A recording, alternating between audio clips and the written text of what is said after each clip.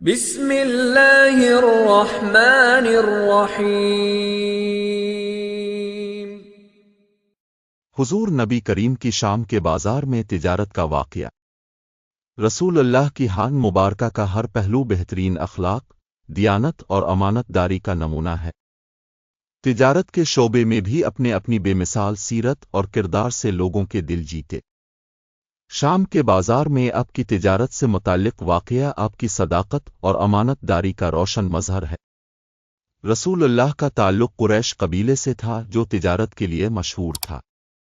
آپ نے اپنی جوانی کے زمانے میں بھی تجارت میں حصہ لیا۔ مکہ کے تاجروں کے قافلے گرمائی اور سردی کے موسموں میں شام اور یمن کا سفر کرتے تھے۔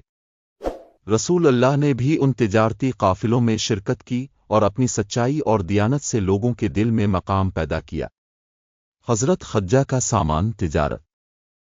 حضرت خدیجہ، جو مکہ کی ایک معزز اور دولت مند خاتون تھیں، اپنا تجارتی سامان لے جانے کے لیے دیانت دار اور قابل بھروسہ افراد کی تلاش میں رہتی تھی۔ جب انہیں رسول اللہ کی امانت داری اور صداقت کی شہرت کا علم ہوا تو انہوں نے آپ کو اپنا تجارتی سامان لے کر شام جانے کی پیشکش کی۔ حضرت خدیجہ نے آپ کے ساتھ اپنے غلام ممونہ کو بھی بھیجا تاکہ وہ سفر میں آپ کی مدد کرے اور حالات کا مشاہدہ کرے۔ شام کا سفر اور بازار میں تجارت۔ رسول اللہ نے حضرت خدیجہ کا سامان لے کر شام کے بازار میں تجارت کی۔ آپ نے وہاں اپنی دیانت داری، نرمی اور اعلیٰ اخلاق سے لوگوں کو متاثر کیا۔ آپ نے کبھی جھوٹ نہیں بولا اور نہ ہی گاہکوں کو دھوکہ دیا۔